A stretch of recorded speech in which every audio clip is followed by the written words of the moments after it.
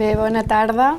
Anem a començar la segona sessió de les jornades L'Esport fa escola, que, com sabeu, vam començar ahir a la tarda amb la xerrada del Carles González i també de la Sandra Gallardo, en què ens van explicar una mica quines pautes ens marcaven ells perquè poguéssim desenvolupar la tasca educativa de l'educació física durant aquest curs en què estem en pandèmia i en què la situació no és l'habitual.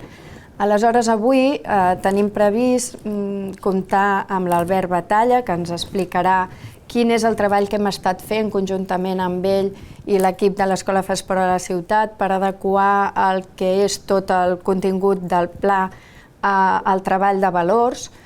Ens explicarà com ho hem fet, com ho hem pensat i també quina és la línia que volem portar d'ara endavant. I finalment demà recordeu que tenim la tercera sessió que va lligada directament a la primera, la que vam fer ahir, i per la qual caldria que us inscrivíssiu perquè us puguem enviar el link del Zoom. A més, també us demanem que els que no ho hagueu fet, que ompliu el formulari amb les inquietuds per poder-los donar resposta demà a la tarda. I avui parlarem ara amb l'Albert Batalla, li donaré l'entrada en un moment i després comptarem amb el Sergi Mingote, que ens explicarà la seva experiència a la muntanya i també tot el que això pot aportar de valors i de línies d'actuació de cara al vostre alumnat adolescent i jove. Doncs, sense més, Albert Batalla, quan vulguis. Moltíssimes gràcies, Aidé. Jo no puc començar d'una altra manera que no sigui agraint a l'Institut Barcelona Esport que una altra vegada hagi comptat amb mi, perquè em fa moltíssima il·lusió, em permet posar en pràctica idees que i que evidentment en treball col·lectiu va desenvolupant amb el temps i em permet compartir un espai amb totes i tots vosaltres. Aquest any, malauradament, per les circumstàncies de la Covid, mitjançant la pantalla, però bé, això acabarà i tornarem a la normalitat i sigui com sigui, dir-vos que és un autèntic plaer estar avui amb totes i amb tots vosaltres i, evidentment, Aidé, moltíssimes gràcies per tornar a comptar amb mi. Bé, un parell d'aclariments previs. El primer, a diferència de les activitats que, segons m'he assabentat, vau tenir ahir, la meva intervenció no està contextualitzada en les adaptacions que cal fer atesa la situació anòmala de la Covid-19. El plantejament que jo faig és vàlid, podríem dir, pel present i pel futur, tant de bo no m'equivoqui, de l'educació física i no se centra en analitzar com hem d'actuar ara. Això és important, perquè les coses que diré no tenen una validesa, no estan justificades pel context actual, sinó que una mica surten de la reflexió sobre quina és la realitat actual de la nostra àrea i cap a on hem d'anar. I això ja veureu que ho farem coincidir amb una de les línies importants que des de fa molt de temps s'està desenvolupant l'Institut Barcelona Esport.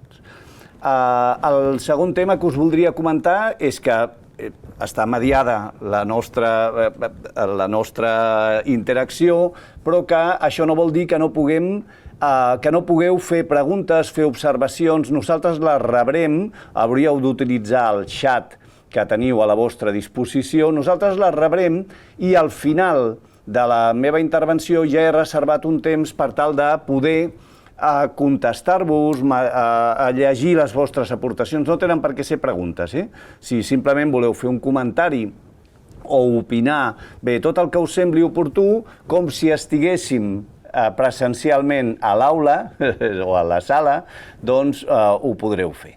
Bé, ja sense més introduccions, ja ho hem dit, avui, més que fer una sessió acadèmica, el que venim és a presentar un projecte que no és ex novo, que neix fa ja molts anys i que ara, de fet, comencem a veure la seva finalització, la seva cristal·lització, el seu final, la conclusió, allà on hem de començar a recollir els fruits d'un treball que es va iniciar molt temps enrere.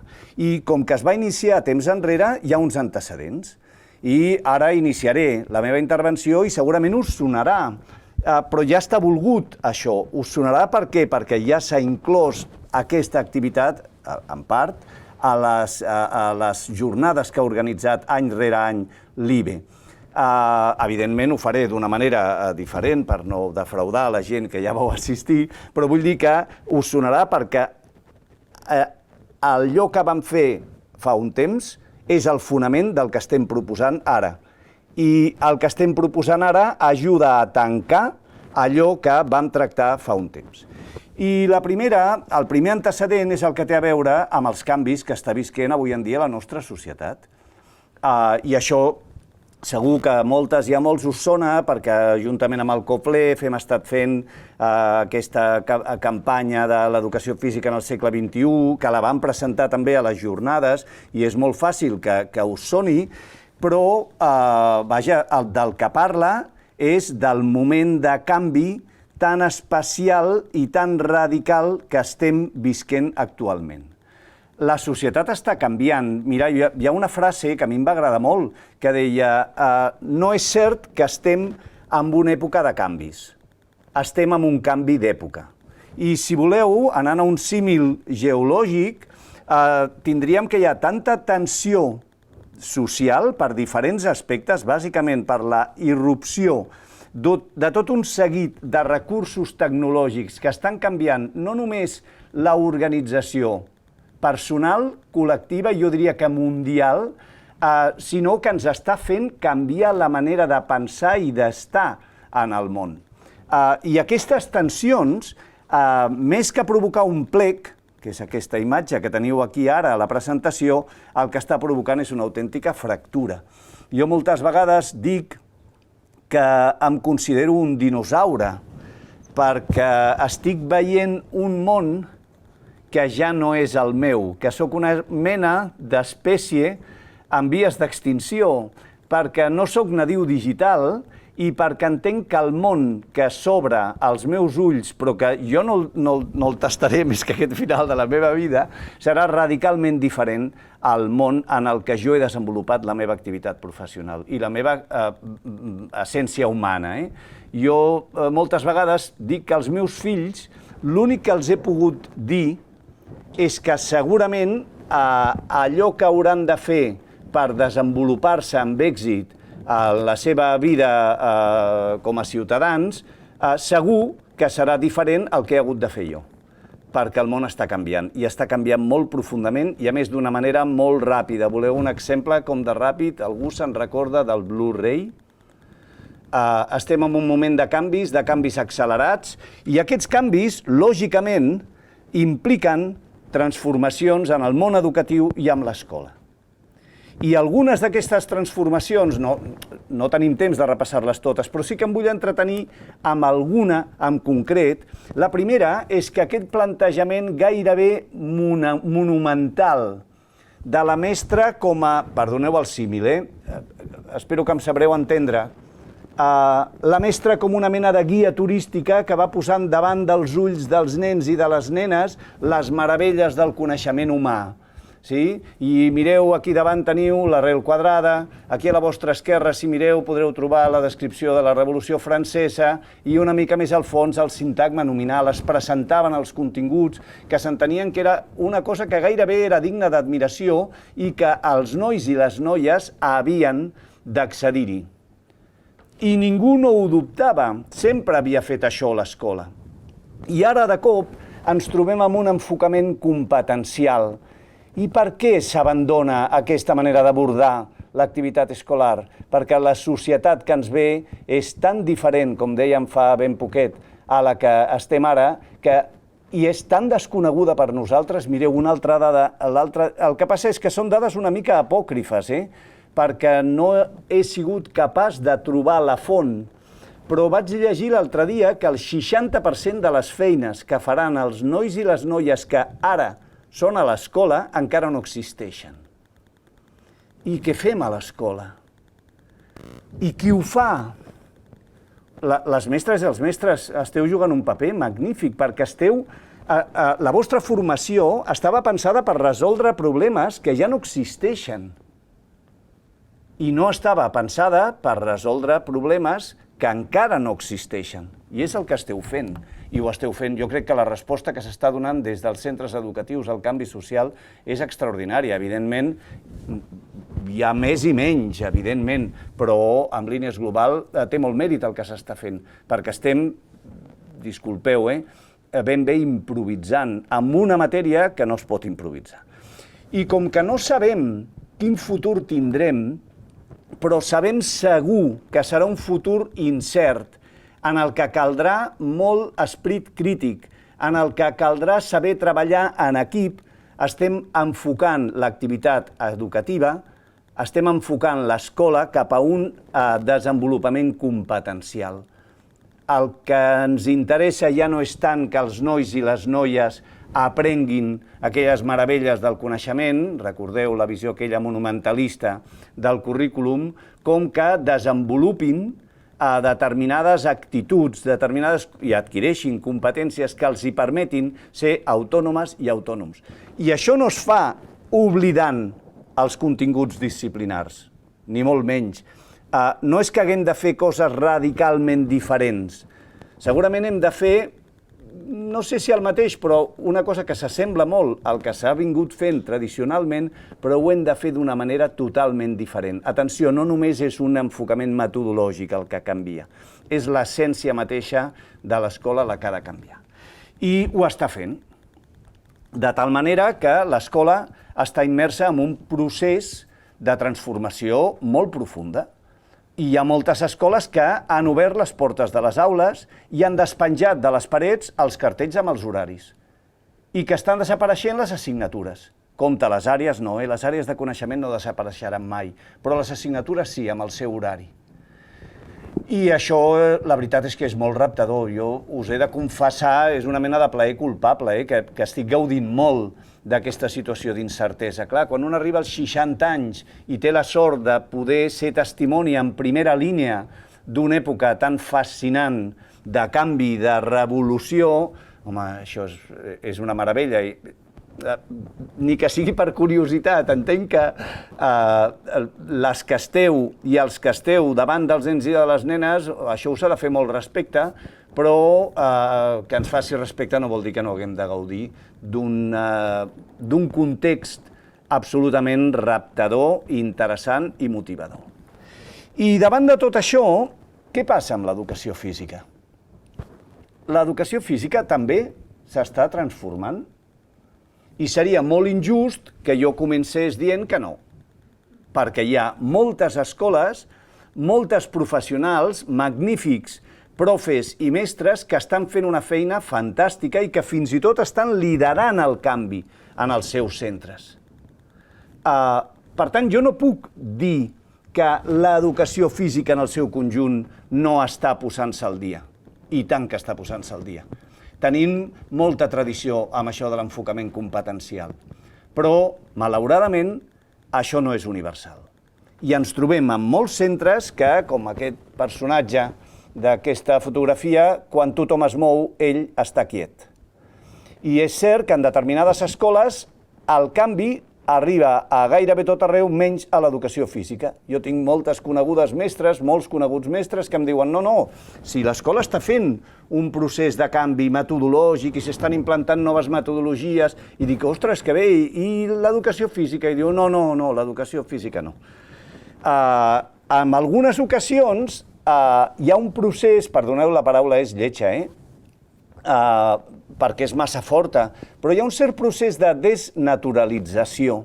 És a dir, en algunes escoles, repeteixo, no és la tendència majoritària, però existeix, l'educació física està perdent la seva essència, perquè s'està anant a un enfocament de l'àrea massa subsidiari en relació a altres continguts.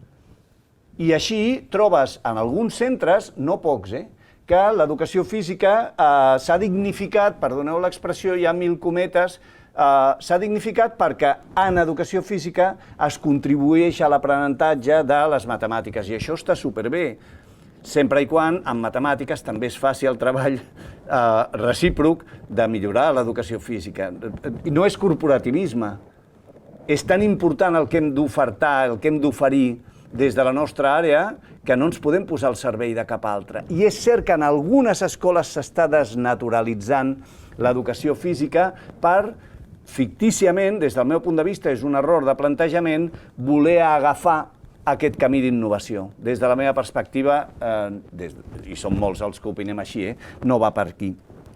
I en altres contextos el que s'està produint és una reconcentració.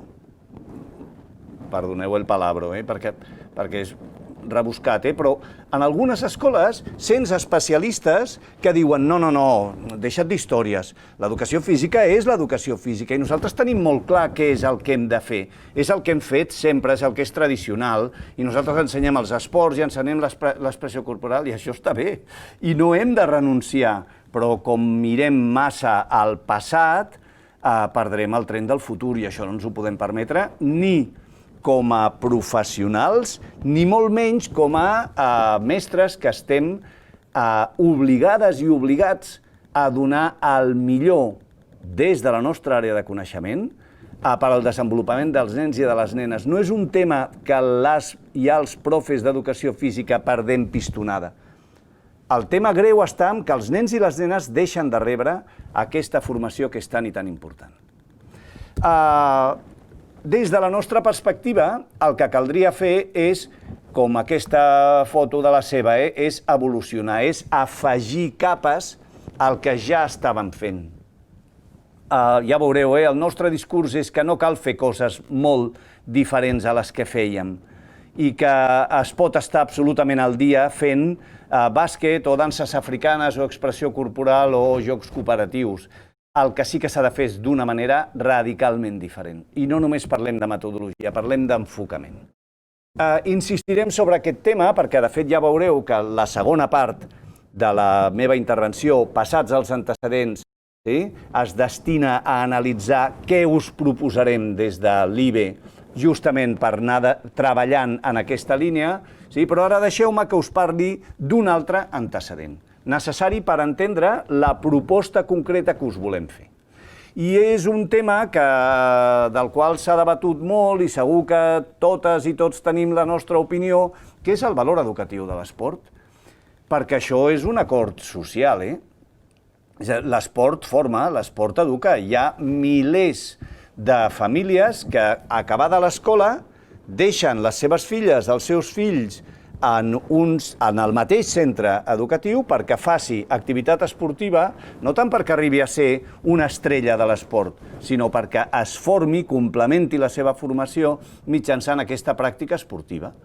I jo estic fart de sentir, però fins i tot en congressos, en foros acadèmics, disculpeu l'expressió, d'alt nivell, a molta gent omplint-se la boca del valor educatiu de l'esport. I clar, després et trobes amb imatges com aquesta. Realment creieu que el que veu un nen o una nena un cap de setmana qualsevol s'hi posa a la tele i veu un espectacle esportiu sempre educa? Que ens hem oblidat del joc brut o de la compra de partits? Ens hem oblidat del dopatge? Hi ha països en els que el dopatge era un tema d'estat. Bé, ho sabeu de sobres, això va sortir en premsa fa ben poquet. Ens hem oblidat del hooliganisme, de la violència, de la homofòbia, del masclisme en el món de l'esport. Mira, ahir sentia per la ràdio que un noi ha abandonat el seu equip de futbol, quarta catalana, perquè estava fart de mostres de masclisme i d'homofòbia en el seu dia a dia, inclòs el grup del xat de WhatsApp. I deia, és que em vaig cansar de sentir que l'entrenador ens deia «eres una nenaza». A moltes competicions esportives encara hi ha les hostesses. Per sort està desapareixent. Però jo us faria una petita prova, petita, i no us sentiu malament, no us costaria ni 30 segons, què dic 30, ni 10 segons, anomenar 10 esportistes masculins famosos. Si la pregunta us la faig d'esportistes femenines, sabríeu anomenar 10 en 30 segons que no siguin del vostre esport? Ostres, és un món molt masclista i molt homòfob. fa ben poc va sortir la notícia d'aquell àrbitre que va confessar, fixa't, confessar, que era gay i que va haver de deixar l'arbitratge perquè rebia amenaces de mort. I el racisme, home, algú amb seny pot dir que l'esport educa? L'esport no educa. Ja sabeu com acaba. L'esport pot educar, però cal fer-ho educatiu. I a on està? A on rau aquest potencial educatiu de l'esport? Està en l'aprenentatge tècnic, perquè a bona part dels centres educatius l'ensenyament esportiu se centra en l'ensenyament de la tècnica esportiva. I tu mires unitats didàctiques que es pugen a internet, i que està súper, i veus que l'enfocament que es fa dels esports a primària i a secundària està centrat en l'aprenentatge de la tècnica. I aleshores aprendre a botar, o aprendre a fer el toc de dits, aprendre la vertical, la roda, això educar. Això em fa solidari, això em fa tenir esperit crític, em fa cooperar. Bé, és evident que no. Està en el joc el potencial educatiu de l'esport? Mireu, està més que demostrat, hi ha molta recerca feta en aquest sentit, que no hi ha diferències significatives en qüestió de valors entre persones que practiquen esport i persones que no practiquen esport.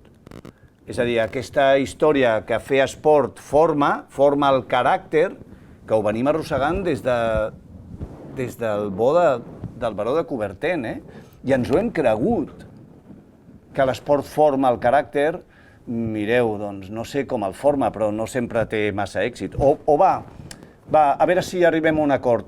L'esport sempre influeix, sempre incideix, sempre forma, però no sabem en quina direcció. Podem transmetre valors, però també podem transmetre contravalors. I és que la pregunta no està formulada de manera correcta. És com aquella persona que arriba a casa un dia després de sortir, doncs no troba les claus i està buscant-les sota una farola, sota un fanal, i s'apropa a un altre i li diu, el puc ajudar? I diu, sí, mira, és que no trobo les claus, se'm deuen haver caigut. I diu, i estàs segur que se t'han caigut aquí? I diu, no, segur que aquí no se m'han caigut, però és que aquí hi ha llum. I això és l'error que cometem quan busquem dins de l'esport el valor educatiu, perquè l'esport no educa. Eduquen les mestres, eduquen els professors utilitzant l'esport. I aquesta és la clau. No busquem amb l'esport més que un escenari potencialment riquíssim. Però educareu vosaltres. I si ho feu bé, educareu bé. I si ho feu malament, educareu malament. L'esport no té culpa, l'esport és una eina, és un instrument, és un escenari riquíssim. Els que em veniu escoltant des de fa temps sabeu que sóc molt fan, no m'amago a més. Jo diria que és l'escenari d'educació en valors. El millor des de la meva perspectiva.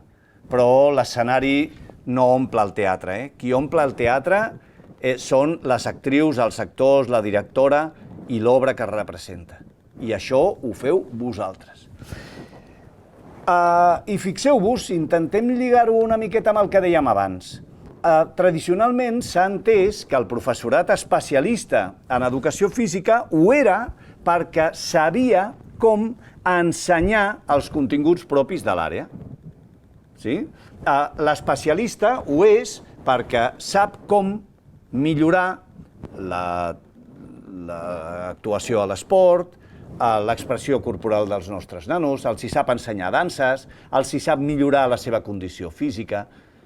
Però aquesta és una visió del segle XIX. I actualment hem d'entendre, per tot allò que dèiem al principi, de que l'escola ha fet un canvi, de que es volen resultats, que l'especialista ho és perquè sap educar amb els continguts. I fixeu-vos que no es tracta de substituir. No és que haguem de deixar de fer bàsquet a l'escola. No és que ja no puguem fer danses. No, si això romandrà més o menys constant, més o menys, perquè l'educació física ha canviat molt els seus continguts en els últims anys, moltíssim, L'educació física de quan jo vaig començar, és cert que fa molts anys, es parlava llatí gairebé, però l'educació física de quan jo vaig començar amb l'educació física d'avui en dia s'assemblen en ben poc. Quan jo vaig començar es feia gimnàstica sueca, i es feien aquelles formacions, i el Plinton i el Potro estaven a l'ordre del dia, i si avui en dia mirem què es fa a les escoles, veurem que ha hagut una revolució notable. I ja està bé, perquè l'educació física ha d'adaptar-se als usos socials. No tenim un cos de coneixement tan clarament establert com el tenen altres àrees. I, per tant, estem subjectes a aquesta variació. Però fixeu-vos que l'important és entendre que més que ensenyar aquests continguts, la meva feina a dins de l'escola és educar amb aquests continguts. I aquí arribem a la confluència. A la confluència entre els dos antecedents, queda un altre, ja després us l'explico, i el projecte que volem desenvolupar.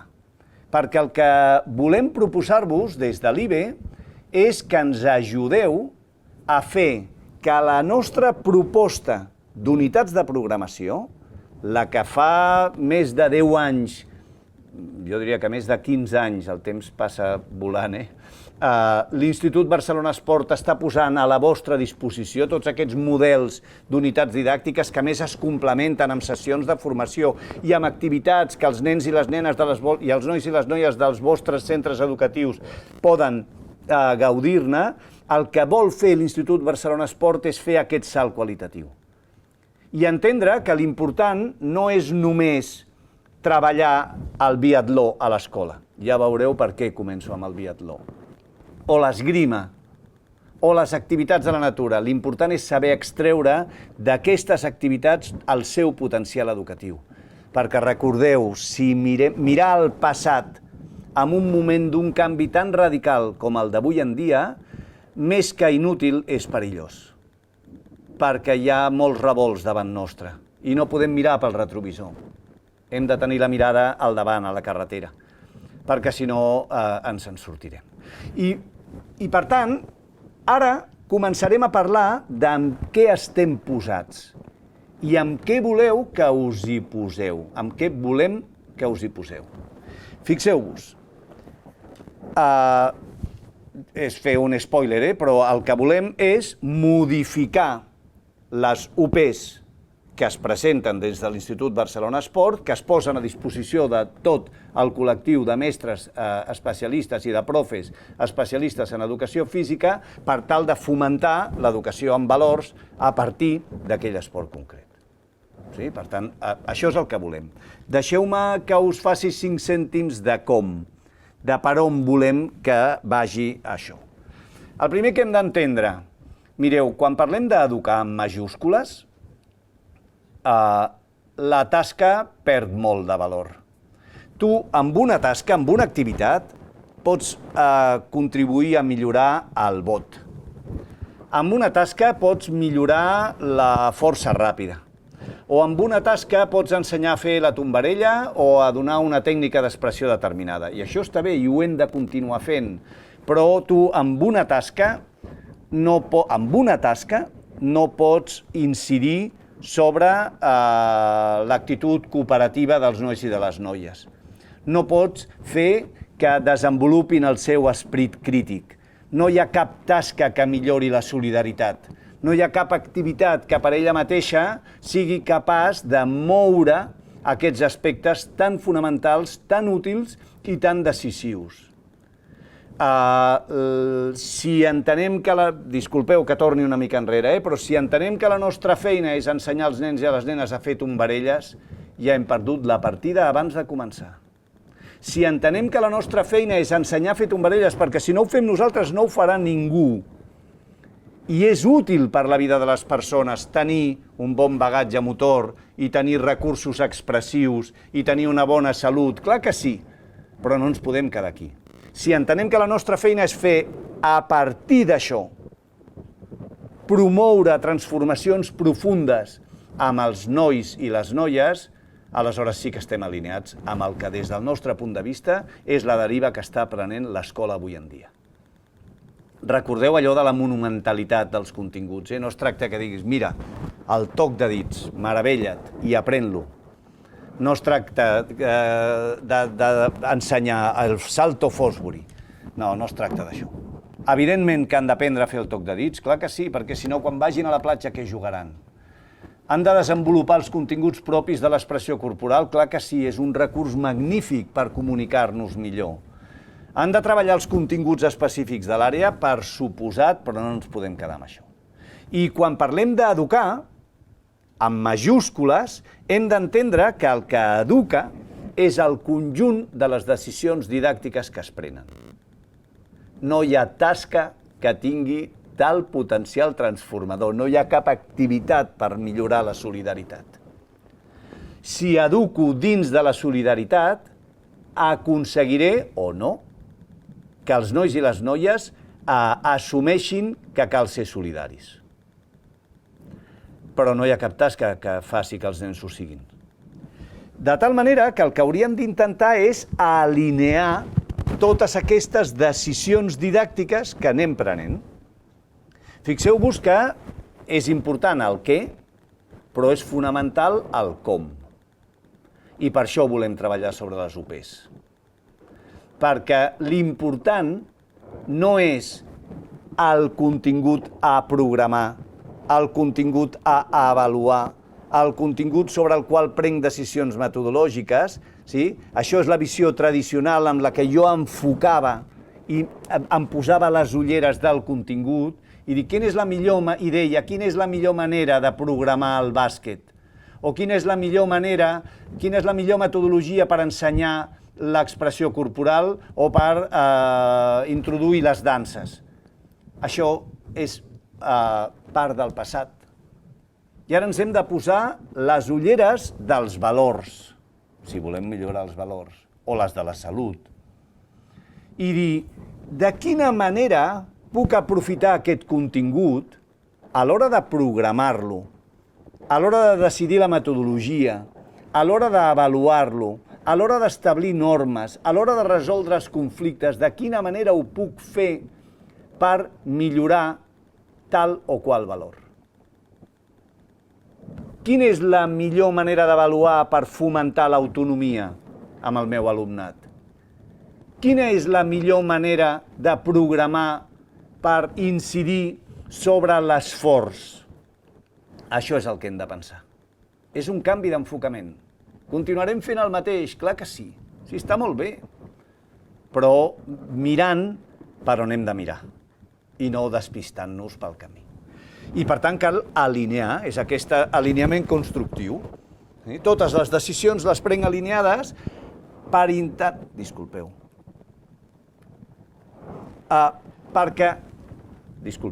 Perquè el que pretenem és superar un model tradicional d'educació en valors, que el que es basava era en intervencions puntuals. Mireu, recordo una vegada que vaig anar a un acte, comptava amb el patrocini d'una entitat bancària important, es va fer amb un saló molt ben parat, era d'una escola de la part alta de Barcelona, una escola on anaven nois i noies amb possibles. I era una iniciativa que va prendre una gran volada, com a mínim això semblava, per treballar la sostenibilitat i per educar en la sostenibilitat, el reciclatge, la reutilització, etc. I la iniciativa era que els nens i les nenes feien un clauer amb productes reciclats.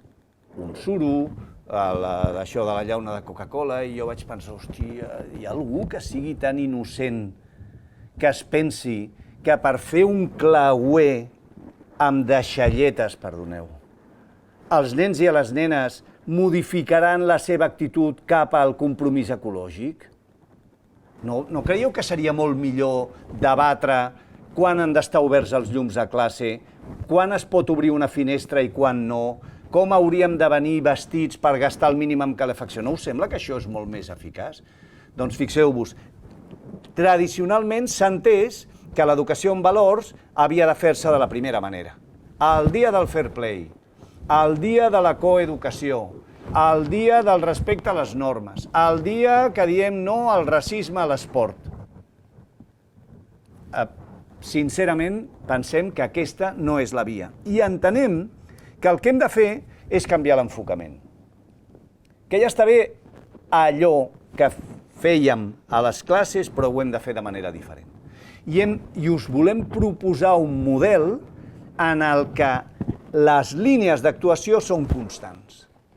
És a dir, no fem, si us fixeu en la part de dalt de la transparència, amb la fotografia, veureu que és una tromba d'aigua.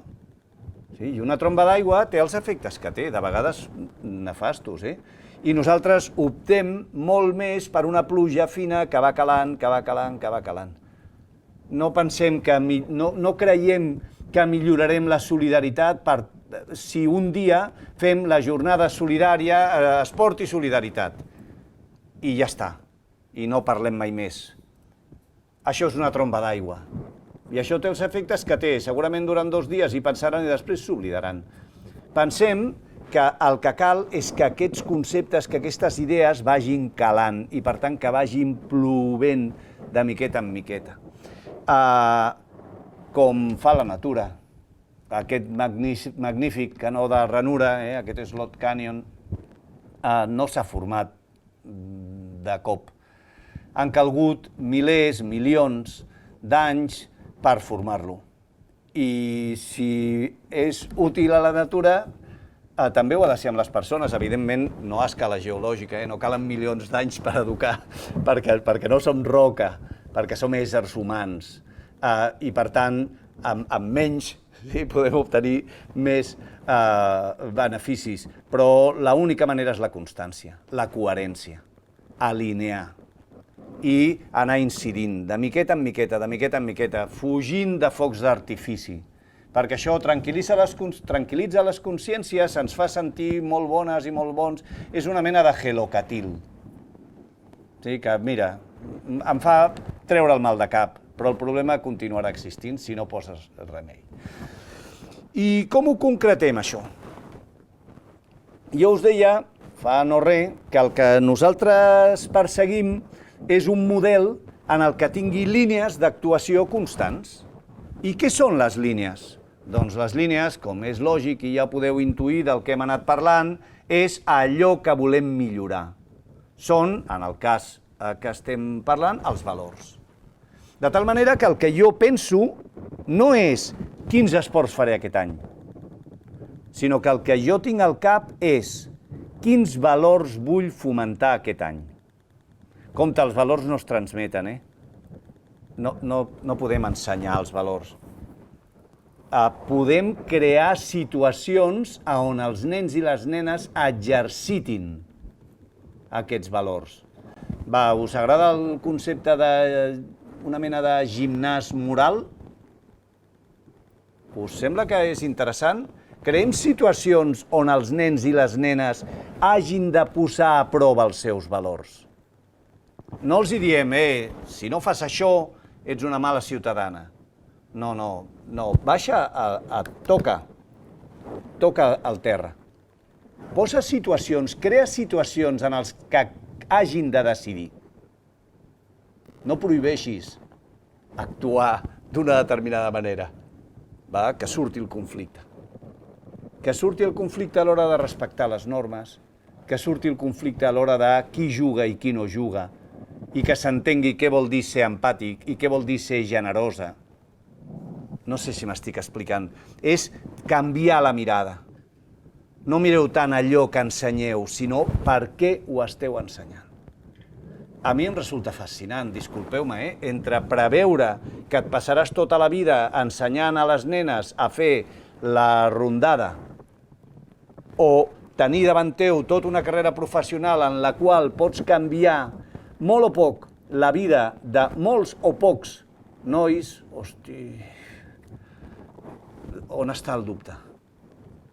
I no cal deixar d'ensenyar, perdoneu que sigui tan pesat, no cal deixar d'ensenyar la rondada. Cal donar-li un valor afegit. Recordeu la imatge de la ceba, No ens quedem només amb la part del mig. Posem-li capes. I si les línies són els valors, què són? Què és l'actuació? Com actuem les docents? Com actuem els profes, les mestres? Com actuem? Doncs actuem prenent decisions didàctiques. Decisions que van des de què es fa, qui tria allò que es fa, què s'avalua, com s'ensenya, qui ensenya. Per què ho heu d'ensenyar tot vosaltres? Per què no podem fomentar un ensenyament recíproc?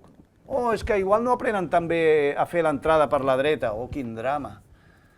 Realment, si no saps fer l'entrada per la dreta, tens un problema en aquesta vida. Perquè a la nostra vida quotidiana, cada 2 per 3 estem fent l'entrada per la dreta a la cistella.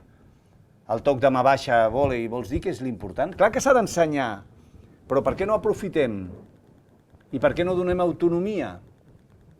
I per què no fem un ensenyament compartit o recíproc? I a l'hora d'avaluar, què avalueu?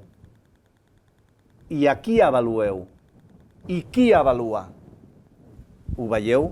I quins comentaris fem? Aquí està la clau.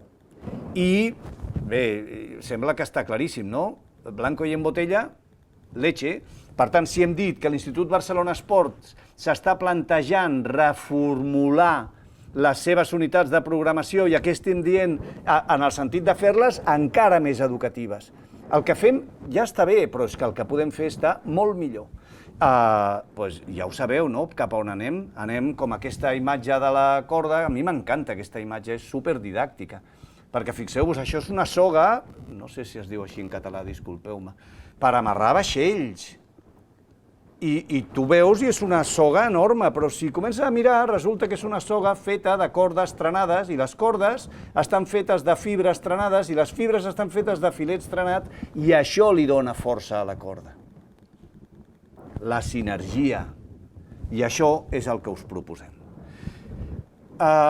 Disculpeu el que diré ara, està fet per provocar, obertament. Però sé que es pot interpretar malament. Com que hi ha torn de preguntes, i crec que vaig prou bé, com per... Miro la idea que està aquí vigilant-me, com perquè podeu fer aquestes aportacions, estaré encantat de debatre amb vosaltres. Però a mi aquesta frase em sembla que té molt d'encert, que diu la utilitat real, per a l'alumnat dels aprenentatges, acostuma a comportar la incomoditat del professorat.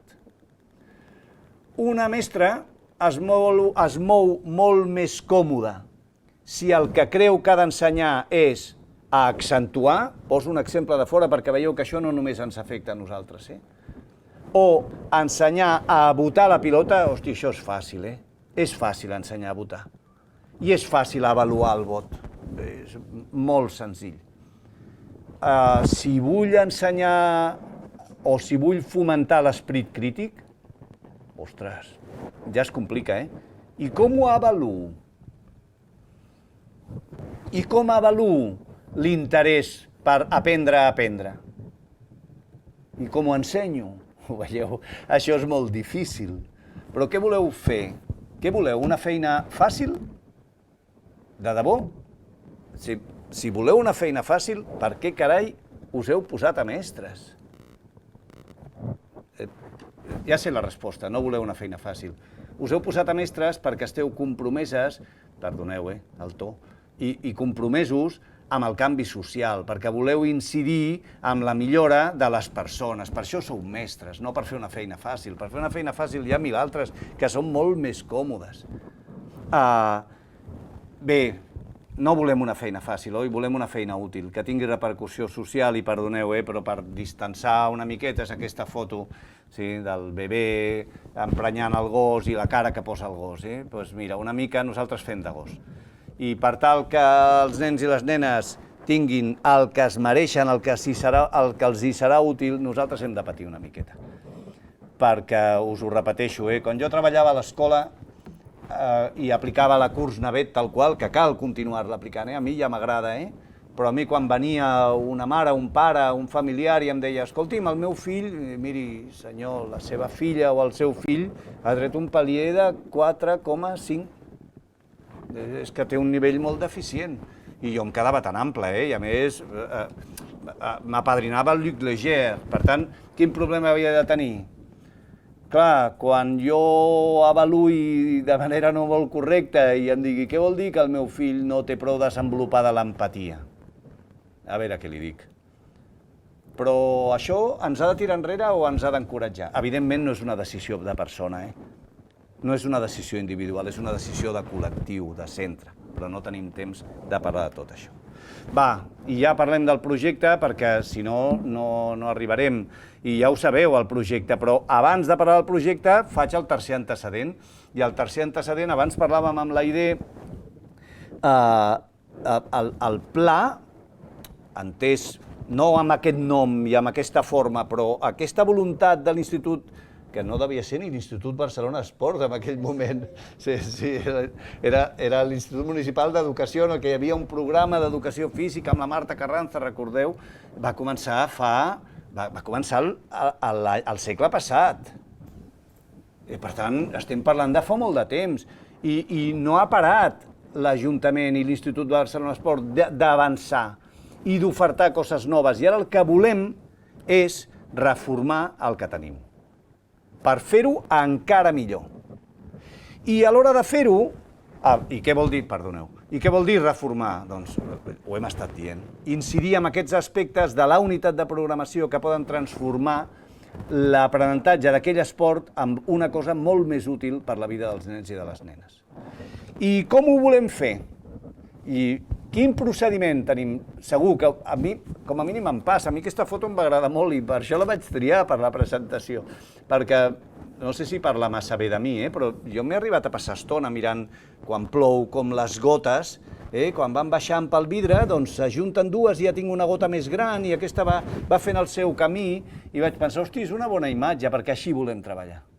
Volem ser aquesta gota que va reclutant gotes, perquè hi ha aquella dita africana, que no sé si és apòcrifa també, que diu si vols anar ràpid, vés-hi sol, si vols arribar lluny, vés-hi en grup. Doncs volem arribar lluny, no volem anar ràpid. I per tant, el que us estem proposant és que ens ajudeu, que us hi poseu, perquè sou els i les que sabeu, perquè xafeu pista cada dia, perquè esteu amb nens i nenes a diari, amb horari escolar i fora, perquè la mestra malauradament, moltes vegades s'endú la feina a casa, i no parlo només de deures, i volem que això ho feu vosaltres, i nosaltres col·laborarem.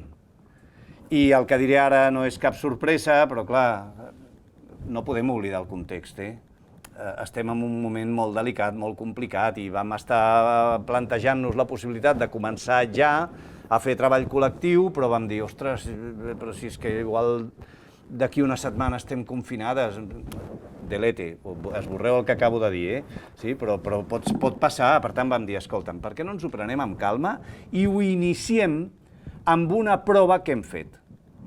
I ho iniciarem amb una unitat de programació que va fer el Marcel Carreras i que aprofito per posar-la en valor i per agrair-li tot l'esforç sobre biatló a l'escola. I a partir d'aquesta unitat de programació, tot un equip de gent amb el qual he tingut l'enorme sort de poder col·laborar, vam començar a fer canvis per introduir aquests aspectes dins de la unitat de programació que la poden transformar en un escenari òptim per educar de debò. I això és el que us volem proposar, això és el que us demanem. Us demanem que us ajunteu. Participeu d'aquest projecte. Ja direm com, avui no és el moment. De moment, mireu-vos aquesta UP, que suposo que ja es posarà, que ja es difondrà, mireu-vos-la, aneu començant a pensar i després ja crearem grups de treball. Bé, moltíssimes gràcies per la vostra atenció i tant de bo d'aquí un temps pugui dir moltíssimes gràcies per la vostra participació en aquest projecte.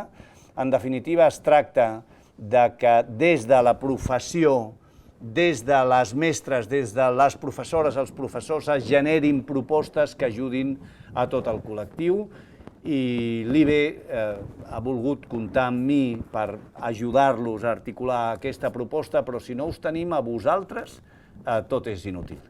Moltíssimes gràcies per la vostra atenció i ara no sé si hi ha hagut alguna Intervenció alguna? Sembla que no. No. Al xat no hi ha... No hi ha cap. Ara no pots esperar allò de va, que es trenqui el gel. El gel ja, si existeix gel, ja no es trenca. És el que tenen les pantalles. Bé, no sé si penseu, vols fer algun comentari o... Mercè? Sí. Jo aprofitaré, ja que no hi ha ninguna intervenció, a fer-ne una... Nosaltres sí que, escoltant-te, pensava, bueno, el professorat igual sí que t'interessa en veure això com es calendaritza, no? De dir, ara anem frenant, però com tirarem endavant? Rebrem una convocatòria? Ens fareu farem una proposta? Sí. A veure, la idea era començar ja a partir de les jornades, o sigui, la nostra idea inicial, tal com explicava l'Albert, era poder-vos-ho presentar i ja que d'aquí en comencessin a sortir grups de treball o punts on inscriure's per veure quines unitats didàctiques començàvem a modificar, a modular, a millorar, però el que us comentava l'Albert, que en aquesta situació doncs, no és el moment.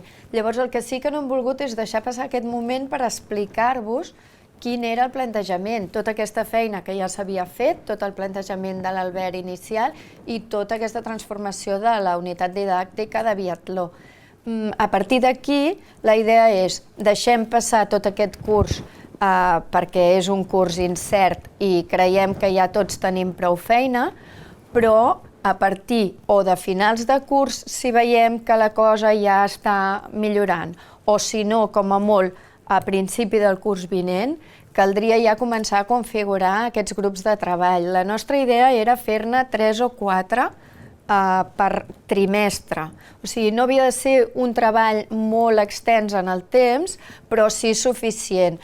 Amb 4 o 6 trobades, podien haver-n'hi algunes de virtuals, amb una direcció per part de l'Albert principalment, però si no també del Marc Guillem o fins i tot meva, i la idea és poder anar fent la transformació.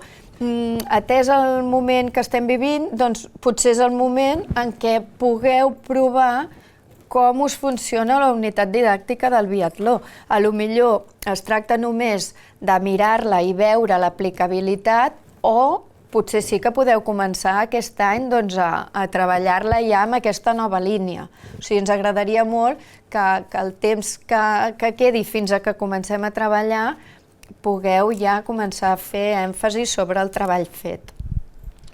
Ara sí que tenim alguna intervenció. Pregunten per què hem triat la biatló. Hem triat la biatló perquè era una unitat didàctica que l'havíem fet un membre de l'equip. I sí que era important començar a treballar sobre una unitat didàctica amb la persona que l'havia fet. O sigui, per nosaltres creiem que és important que aquesta persona formi part del grup que l'està transformant. Si no, evidentment, li comentarem a la persona que l'ha dissenyat. I ens va ser senzill, també és una activitat en la que hi participa molta gent. Era una activitat de primària però que ja està al límit amb la secundària i que possiblement dona elements com perquè fàcilment es pugui fer a triatló també. Bé, una mica per això, però no per res en concret. Si em permets, ara que està tan amb el cap de tothom el tema de la vacuna, hem fet un pilot. I abans de... Com que no sabíem, perdoneu, quins efectes secundaris tindria això, hem dit, hosti, provem-lo internament, amb un equip de la casa, la casa és de tots, perquè per això és l'Ajuntament, però amb un equip que estan acostumats a treballar juntes, que és un entorn molt controlat, i realment ha anat molt bé, perquè han sortit, no ha sigut un procés fàcil, us ho he de dir, però ha sigut molt enriquidor. Hem fet un pilot, i ara crec que ja estem en condicions, quan ho permetin les circumstàncies, d'expandir. Després, un altre comentari és d'agraïment cap a l'Albert, com a professor, que sempre fas pensar, i això és d'agrair. I l'altra pregunta ja l'he fet jo primer, i ara com seguim, no? O sigui, està bé, ens heu explicat el projecte i ara com avancem.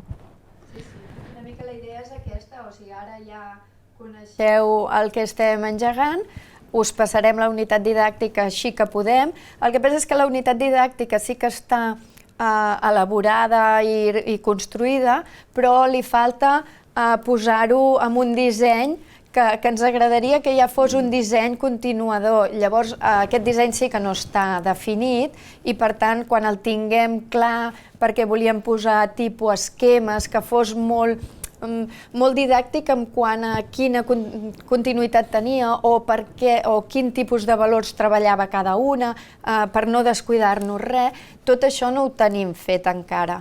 Llavors, suposo que amb els mesos que venen anirem fent aquesta part més estètica. I hi ha un altre tema que, a veure, jo sóc molt fàcil de localitzar, perquè si mires el directori de la UB, de seguida et trobes, i a més el meu mail i la meva direcció de correu no és un prodigi de creativitat, em dic Albert Batalla i soc a batalla@ub.edu. No ens vam trencar massa el cap, però això té les seves coses positives. Va, proveu-ho, llanceu-vos i per suposat que tindreu el meu suport, a part de l'institucional, que ja ho vehicularem, però ara ja teniu el meu. Si voleu tirar endavant i no sabeu ben bé per on començar, hosti, doncs parlem i un dia fem un Skype. Si avui en dia, si això ho fem com a rosquilles, home, els Skypes. Doncs va, quedem i comencem a treballar. Per tant, si algú té ganes de començar ja, si s'ho està fent a sobre, i espero que sigueu moltes i molts, va, posem-nos-hi. Una mica el que us proposem és, durant aquests mesos us la intentem enviar ja,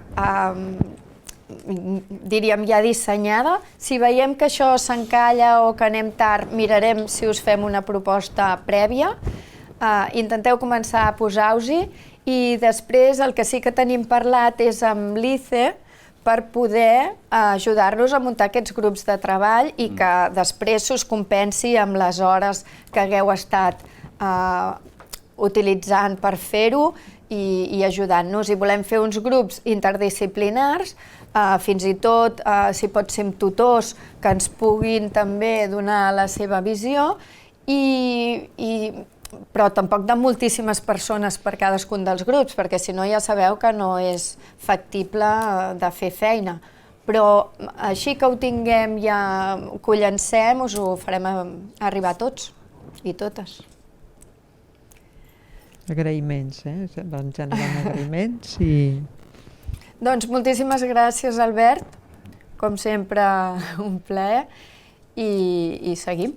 És ben al contrari, l'agraïment és tot meu i per suposat a totes i a tots vosaltres. Moltíssimes gràcies. Doncs molt bé.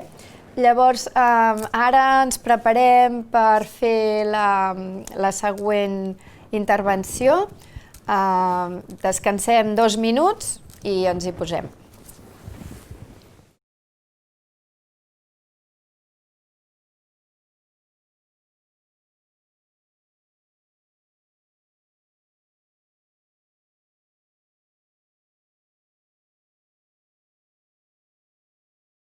Bé, doncs seguirem la sessió. Ara parlarem amb Sergi Mingote, però abans de començar volia recordar-vos que tant la transmissió que estem fent ara com la xerrada anterior com el que va passar ahir està penjat a YouTube, que ho podeu recuperar i podeu veure, repassar el que us interessi.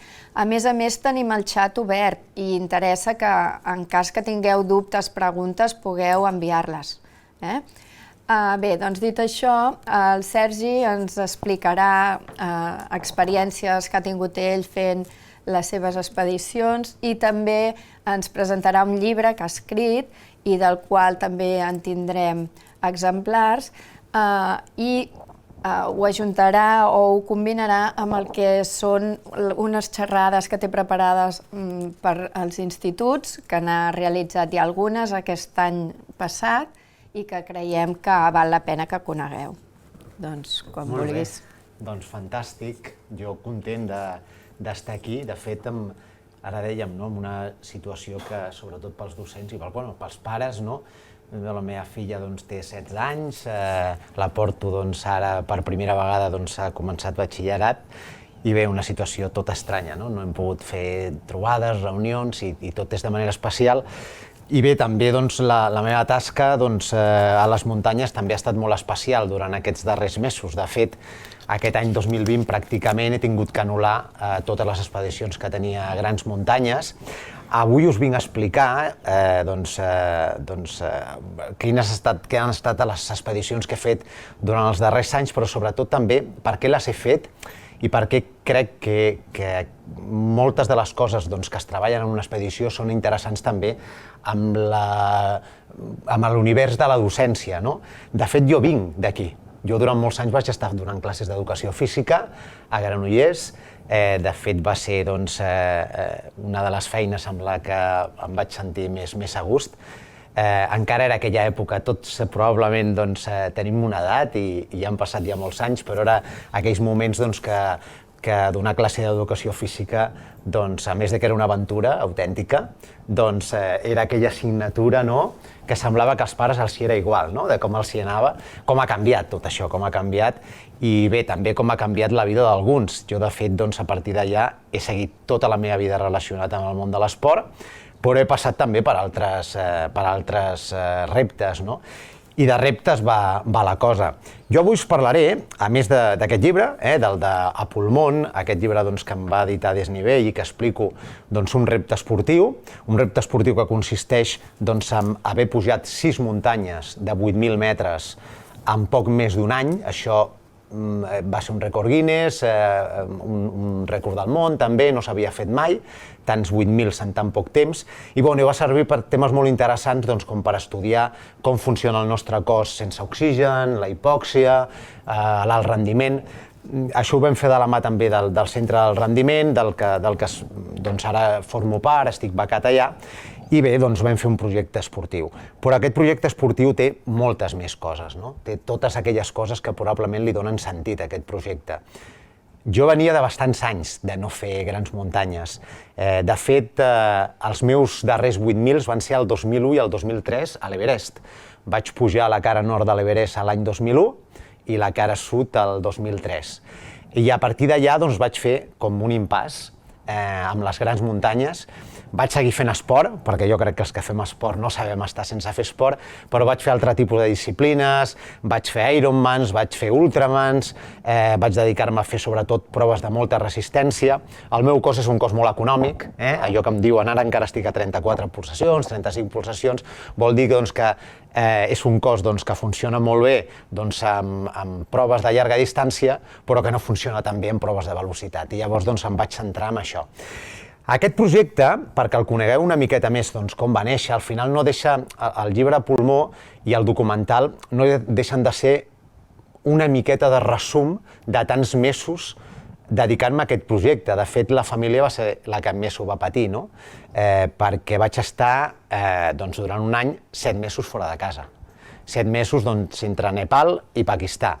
I dic Nepal i Pakistà perquè no hi ha 8.000 a uns altres indrets que no siguin Pakistà o Nepal, tot es concentra allà. Però això va néixer per una motivació, i va ser una motivació de poder explicar la història d'algunes associacions que fan una tasca increïble en l'àmbit esportiu, però que es veuen molt poc, que tenen molt pocs fulls de diari. Sent una mica com l'Albert, que buscava a vegades la provocació, és allò de dir ben entesa, són aquells que fan una feina molt amagada, però que probablement és molt difícil que ocupin portades de cap diari. Amb un projecte com aquest, que era fàcil ocupar portades d'algun diari, tot i que sigui muntanya, que ja és difícil, sí que es podia parlar de la inclusió i de l'esport, i d'aquelles persones que ho entrenen durant tot l'any perquè practiquen el rendiment de cara a unes Olimpiades, o els joves o els no tan joves que es barallen per poder tenir cada vegada més possibilitats de fer esport adaptat. Doncs es va explicar, durant 6-8.000, vaig poder explicar la història de 6 associacions. I jo crec que aquesta és la part més maca, però jo crec que perquè us feu una miqueta la idea del que estem parlant, 8.000 associacions, projecte, i el que és A pulmó, doncs m'agradaria que veiéssiu aquest vídeo que explica una miqueta el que han estat aquestes expedicions a aquests 6-8.000.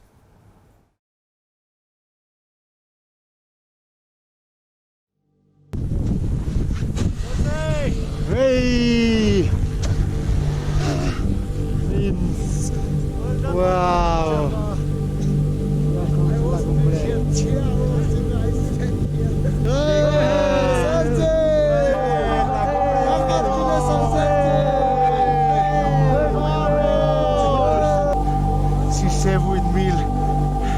En un any, entre juliol de 2018 i juliol d'aquest any. Vamos! Ja el tenim. I l'àguila vola de nou. L'àguila vola de nou. Han passat 15 anys del meu segon Everest i decideixo tornar a les grans muntanyes, a les grans alçades. I aquí és on neix el 3x2x8000, un projecte que té molt d'esportiu, molt de solidari, un projecte que em motiva moltíssim. I començo pel Pakistà per una muntanya com el Bulat Peak, que intento després enllaçar amb el K2. Allà vaig amb el Lluís, vaig amb el Carlos, vaig amb el Pep. És una manera de començar maca, amb amics, però també amb dues muntanyes molt exigents.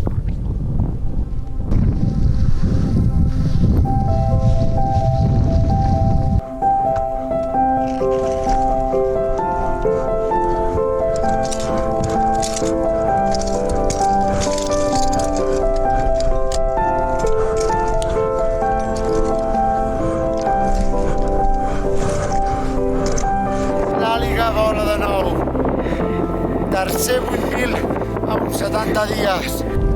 Vamos! El cim del 12. L'àliga vola de nou. Sí, cim del Nanga Parbat. Cinquè cim del 3x2.000. Sí, senyor. I l'àliga vola de nou. Vola de nou. Sens dubte, la millor part del projecte és a totes aquestes associacions que he pogut conèixer i que m'han demostrat que tot es pot aconseguir. Jo sempre he dit que quan torno de les grans muntanyes torno sent una miqueta millor i penso que això ens ho dona a tots els valors que ens aporta un entorn com el de les alçades.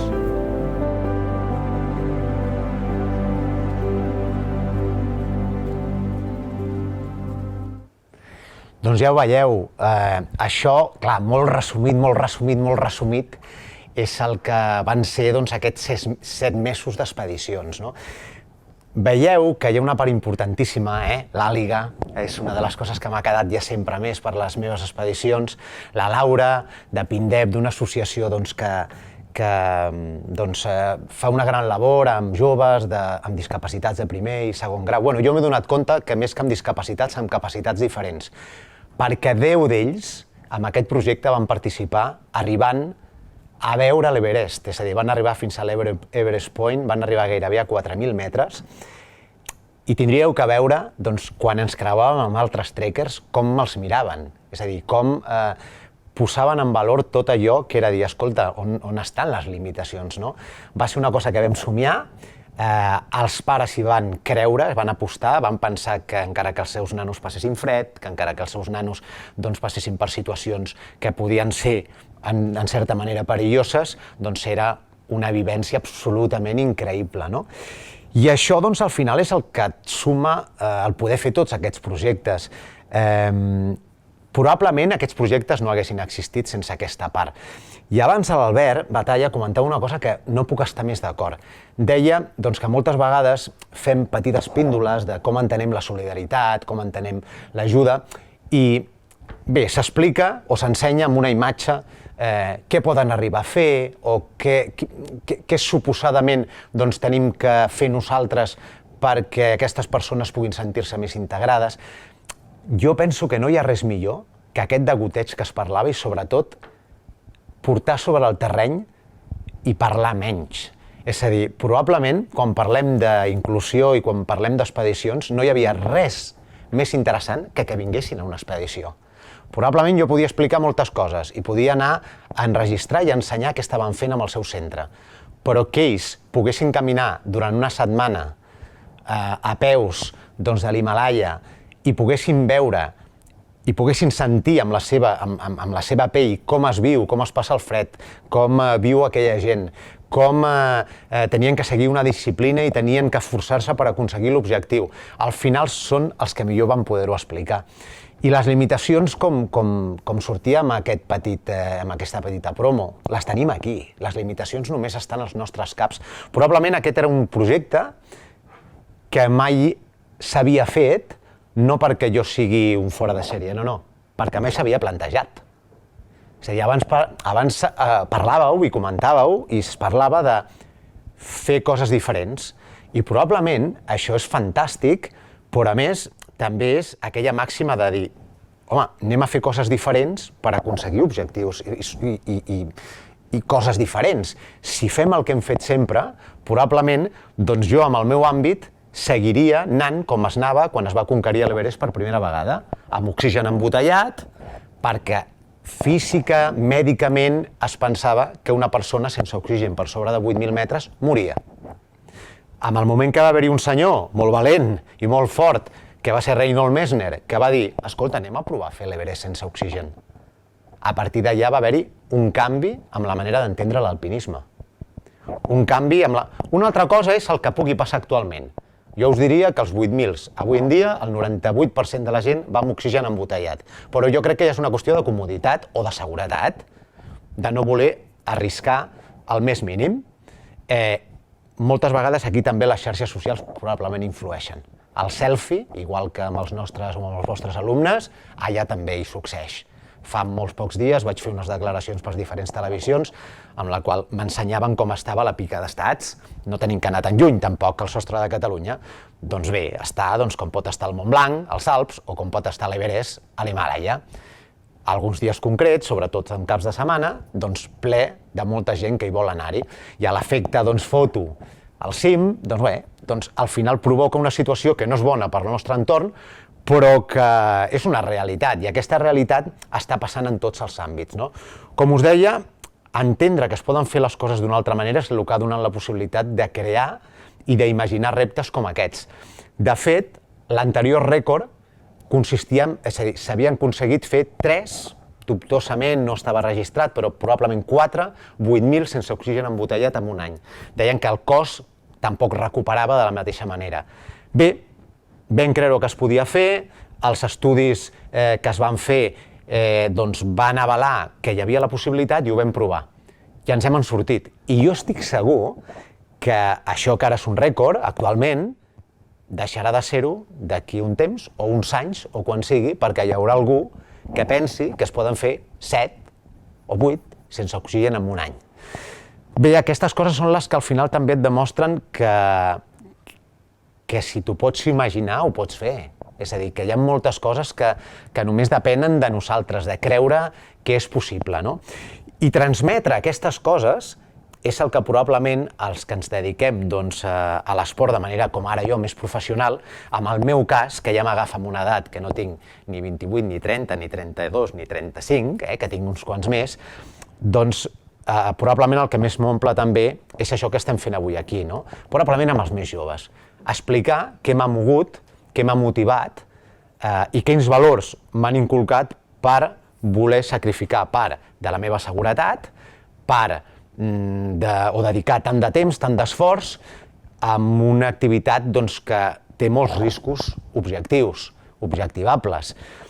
Bé, jo crec que aquí, i això és un missatge que us volia llançar, és a dir, i són missatges personals, probablement no hi ha la base científica, és a dir, aquí jo avui us parlo de probablement sensacions personals que he viscut fent totes aquestes activitats i que si en traieu alguna cosa que podeu aprofitar per la vostra tasca tant laboral com personal. Jo crec que quan ens formem, com a activitats com aquestes, parlàveu abans de que no esteu formant només amb educació física o en àmbit esportiu als joves, els esteu formant com a persones. De fet, a mi, els meus pares, quan tenia 3 anys, ja em portaven a fer esport. I eren dels que creien que fer esport era tan important com estudiar. I això em va donar la possibilitat de formar-me d'una manera determinada. Aquests valors són aquells que probablement han d'anar com a gota malaia, que hem d'anar inculcant i que hem de dir per què és important tenir-los. No hem d'explicar només el per què s'ha de ser generós, el per què s'ha de ser empàtic, el per què s'ha de ser assertiu, el per què hem de treballar en equip. Al final s'ha de portar sobre el terreny. I això és el que em vau donar la possibilitat de fer. Em vau donar la possibilitat d'anar a instituts i d'explicar el per què aspectes que en una expedició es treballen des del minut zero, com és el companyerisme, com és la paciència, com és el posar-te al cap de l'altre, com és l'entendre diferents maneres de pensar i diferents cultures. Jo, la meva darrera expedició, vam anar, jo crec que eren 8 expedicionaris de 8 països diferents i de tots els continents. És a dir, has d'entendre com pensa un coreà, com pensa un sud-africà, com pensa... I ells han de pensar com imaginem o com vivim els latins, no? És a dir, que són situacions que t'ajuden també molt a treballar tot això, que té aquests títols tan macos, no? Però que transmetre-ho és important, no? I us vull posar un petit vídeo que res, és agafat directament al meu mòbil, però sí que et fa veure que aquests equips que vosaltres treballeu amb ells, que no deixen de ser alumnes, però són equips que conformen la seva jerarquia, que conformen els seus rols, que cadascú juga un paper, doncs amb aquestes pràctiques i amb aquestes jornades que vaig tenir la possibilitat d'anar a fer a tots els districtes, als diferents instituts, doncs ho vaig veure molt clar amb algunes dinàmiques, com per exemple aquesta que veieu ara, que és la Torre de Poder. Subid un poco. Gira. Espera, para. Gira. Justin. Para, no muevas. ¿Pero qué hacéis, tonto? Espérate. Se está moviendo solo. Es bajarlo.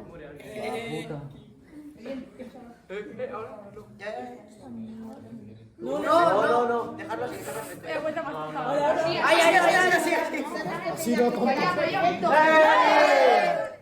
Decisions compartides, picabaralles, Aide? Tu va venir alguna jornada i va poder veure, doncs, al mateix temps, l'interessant que podies, com podies visualitzar com era el grup, només amb aquestes activitats, però al mateix temps també qui exercia el lideratge. De quina manera? Si era un lideratge més impositiu, dictatorial, o era qui posava seny per dir, escolta, això que heu vist és una torre amb peces de fusta que si no es coordinen i no es comuniquen no es pot aixecar. L'objectiu és aixecar-la de la manera més alta possible. Al principi la comunicació era pràcticament nul·la i a la que donaves 3 o 4 indicacions tot millorava. Què podíem comprovar ells? Que això que alguns vivim en una expedició, que és ens esforcem en parlar idiomes que no són el nostre, entenem que hi ha dies que tens que renunciar, entenem que hi ha moments que no ens ho passem bé, és a dir, 7 dies tancat a una tenda de campanya a 35 sota 0, no ho passes bé, no ho disfrutes. Si hi ha algú de muntanya i us diu que sí, és perquè a vegades queda bé, però no ho disfrutes. Evidentment, disfrutem molts altres dies, disfrutem de molts altres moments, disfrutem de conèixer a gent meravellosa, disfrutem d'obrir una ruta i d'un cim, però hi ha moments que no els disfrutes i això passa a l'escola. Fer entendre que aquests moments, encara que facis alguna cosa que t'agrada molt, com és en el meu cas, que hi ha moments que no t'agraden tant, doncs és bo que ho puguin viure de manera experiencial. I per això coincideixo molt que poder fer activitats com aquestes, poder fer activitats com les que proposava abans l'Albert, com les que es proposen des de l'Institut, crec que és interessantíssim per canviar una miqueta allò que es trobaran quan deixin d'estar a l'escola, quan deixin d'estar a l'institut.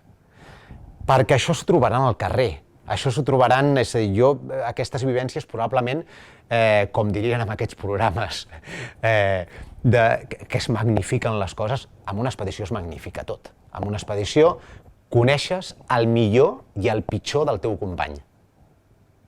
I és literal, el millor i el pitjor, perquè són situacions extremes. Amb les escoles, de vegades, arribeu a moments extrems, a moments complexes, a moments que quina ha de ser l'estratègia.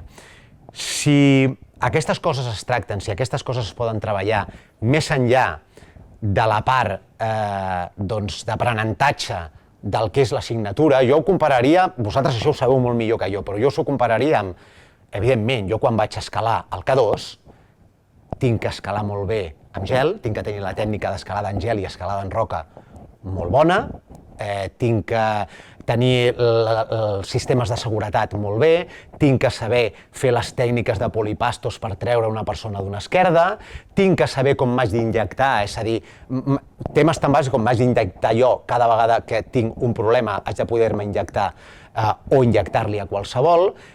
A l'any 98 vaig passar una de les situacions probablement pitjors de la meva vida, quan vaig tenir que fer amb un boli, amb un bic, una tracotomia a un company, és a dir, amb un telèfon satèl·lit i amb un cirurgià que anava trucant i dient quins passos tenia que fer. Totes aquestes coses les has de saber fer. Però després hi ha tota una altra part, que és la que probablement és el repte de com ho ensenyem, com ho transmetem, que és tot això ho puc aconseguir. Jo podria saber escalar, tenir la tècnica molt bona, però si hi ha social, no saber relacionar-me amb el meu equip, no tenir cap capacitat de lideratge, no tenir cap empatia amb què busquen els altres d'aquella expedició i probablement aquella expedició fracassaria. De fet, estic cansat de veure companys que es tornen d'expedició sense haver aconseguit el repte, probablement tenint més capacitats tècniques que uns altres. És a dir, la capacitat tècnica és fantàstica, però l'actitud en fer és el que marca la diferència. La gran diferència és com tu allò desenvolupes i ho portes sobre el terreny, no?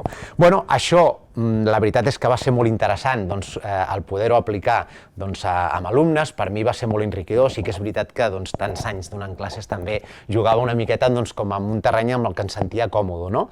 Però sí que és veritat que una expedició té tot això, té moments fantàstics, té moments terribles, i té aprenentatges que probablement amb aquest llibre i amb aquest documental que es diu A pulmó i que és un documental més llarg, parlo d'això, parlo de sensacions, parlo de sentiments, parlo de com he tingut que transformar també el com era el Sergi original amb una versió una mica millorada, no dic bona del tot, una versió una mica millorada, no? I per això intervenen molts factors. I aquí la família juga un paper fonamental. Per això havia introduït, que m'agradaria també dir-vos quin paper, en el meu cas, havia jugat la família, no? Perquè moltes vegades quan parlem de projectes escolars és que és tan important el paper que juga el nucli familiar, a vegades amb un escenari millor, a vegades amb un escenari pitjor. A vegades amb famílies més desestructurades, a vegades amb famílies molt cohesionades, però que no vol dir que l'alumne sigui millor o pitjor, sinó que viu una realitat diferent. Bueno, això a la muntanya també ho vivim, no? I el saber, intentar treure el millor de tu, treure la teva millor versió, hosti, crec que també és una obligació de cadascun de nosaltres. Jo crec que si això, a més de saber-ho fer amb nosaltres, ho sabem fer amb els nostres alumnes, hosti, llavors ja és fantàstic, no? Perquè moltes vegades no fa falta molt de temps per adonar-te quines són les capacitats o en què pot ser molt bo aquella persona. I jo crec que hem passat una miqueta a l'època aquella de que tothom hem de saber fer de tot. Jo penso que la cosa no va cap aquí. Tothom no hem de saber fer de tot. Home, ens hem de defensar, això és com el de la cultura general, ens hem de defensar en tots els àmbits de la millor manera possible. Però és important que la diferència, el que ens farà que siguem diferents i que siguem millors, i els nostres alumnes també ho siguin, és poder fer allò que treu el millor d'ell amb el seu àmbit més potent. I amb el seu àmbit més potent és on pot desenvolupar-se de la millor manera. Jo recordo que, jo us parlo de fa bastants anys, a l'any 92 o així, jo estava a Granollers, com us deia, i vam tenir la sort de ser subseu olímpica amb el handball, Granollers, handball. Bé, en una de les classes, encara havia 8è, ara ja ha canviat tot això, és a dir, donava classes a un 8è, i vam fer com unes olimpiades, vam muntar unes primeres olimpiades i va ser molt maco. Bueno, jo crec que ja es va visualitzar molt clar, havien dos nanos molt corpulents, que costava, evidentment, que en una activitat o en una assignatura com a educació física, els hi costava molt avançar. amb les Olimpiades va ser increïble, perquè van ser els que van fer que la seva escola a nivell interescolar guanyés, perquè ells van fer el llançament de disc i el llançament de pes. I es va veure claríssimament que amb una tècnica mínimament apressa i amb la seva força i amb la seva corpulència van ser protagonistes per un dia. Home, hem d'intentar que cadascú pugui ser aquell llançador de pes o pugui ser aquella saltadora o pugui ser aquell alumne que en el seu moment probablement mostra a vegades no la seva millor cara perquè li costa més mostrar-se com és. I penso que amb això, que amb aquests tipus d'aprenentatges amb els quals són molt més experiencials, molt més vivencials, aconseguim coses fantàstiques.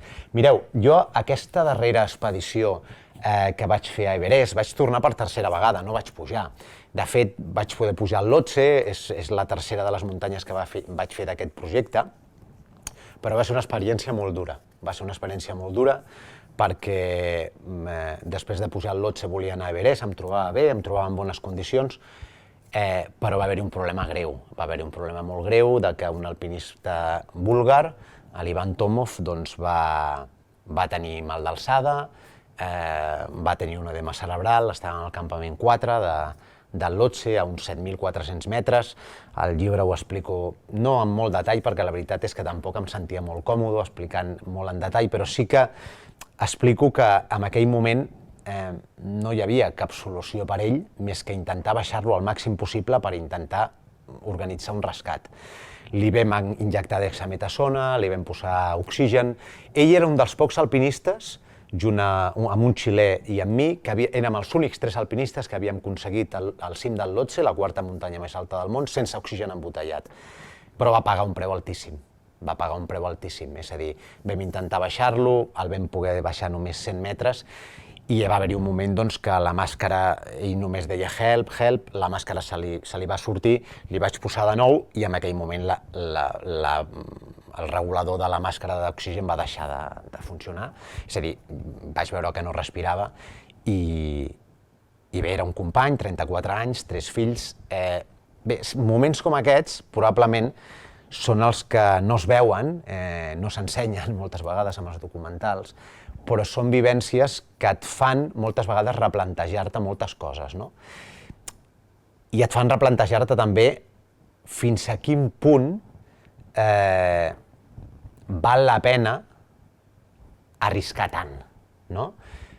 I arriscar i prendre decisions importants, que són coses que també es prenen al dia a dia, a mi, per exemple, les expedicions m'han ensenyat moltíssim. M'han ensenyat a 2 coses en aquest àmbit, del risc i d'assumir riscos, i de prendre decisions en situació de risc. Primer, a relativitzar les coses. Tots som necessaris, però ningú som imprescindible. A vegades pensem que allò que fem és el més important, és el més important per nosaltres.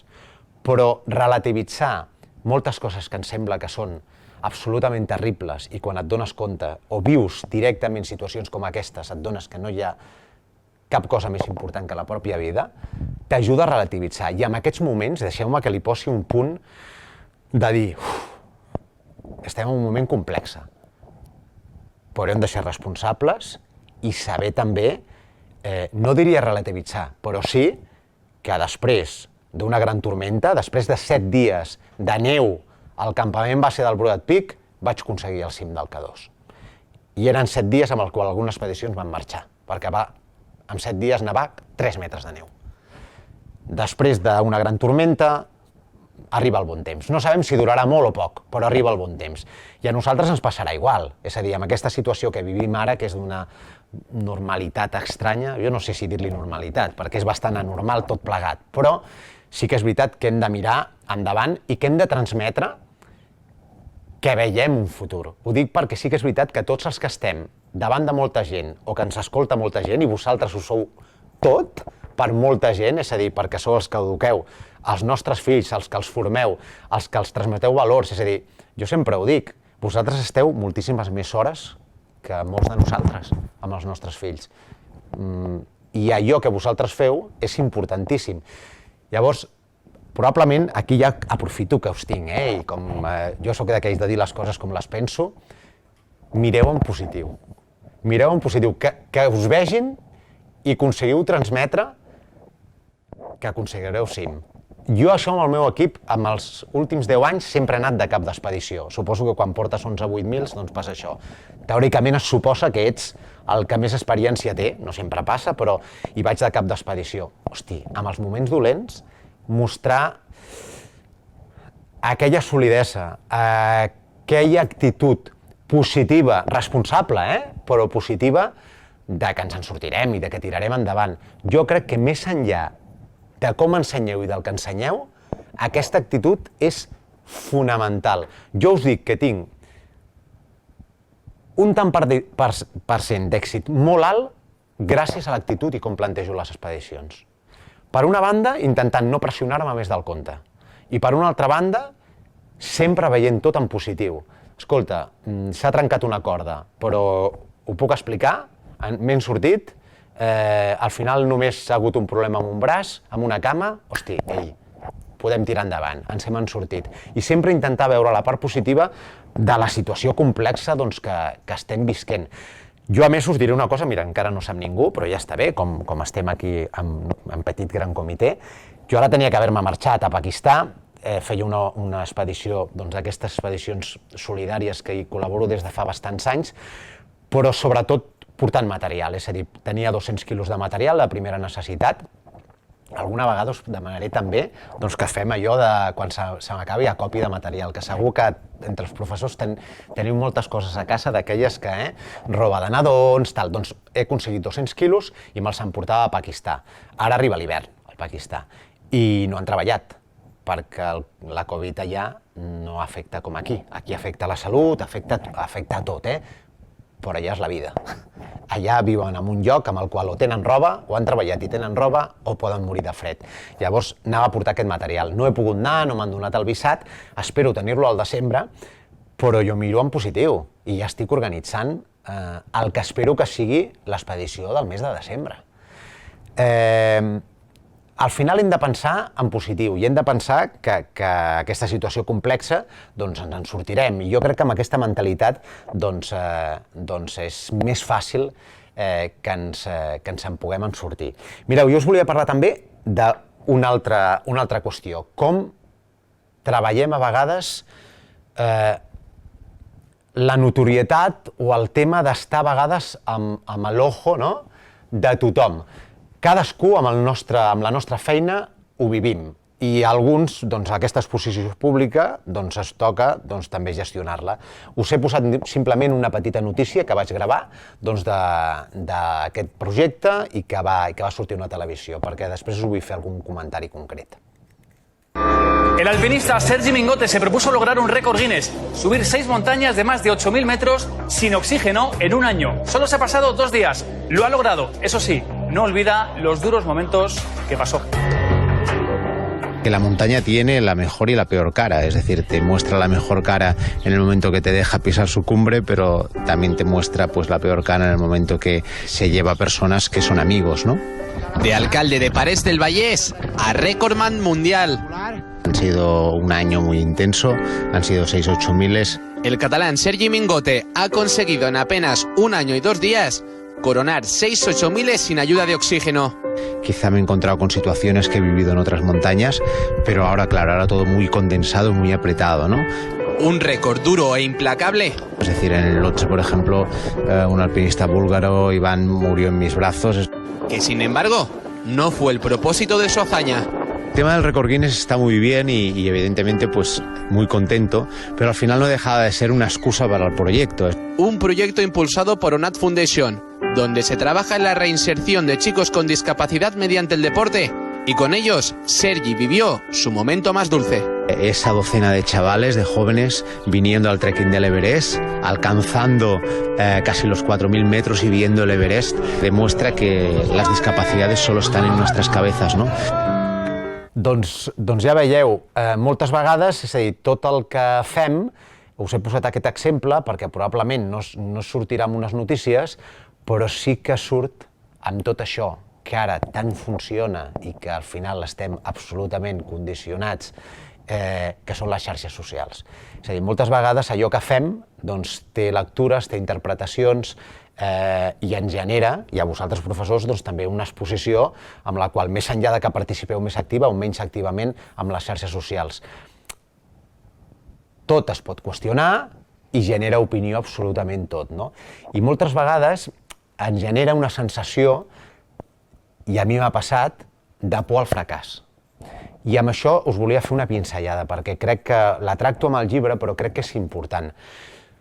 Hem d'intentar desmitificar o treure-li ferro a que fracassar, a que equivocar-nos, és algo dolent. Jo sé que és difícil, sé que és difícil perquè sembla que sempre tinguem els que ens jutgen allà a sobre. I amb la labor educativa passa moltíssim, perquè sembla, això és com es diu amb el futbol, no? Sembla que tothom sigui entrenador i sembla que tothom pugui ser professor, no?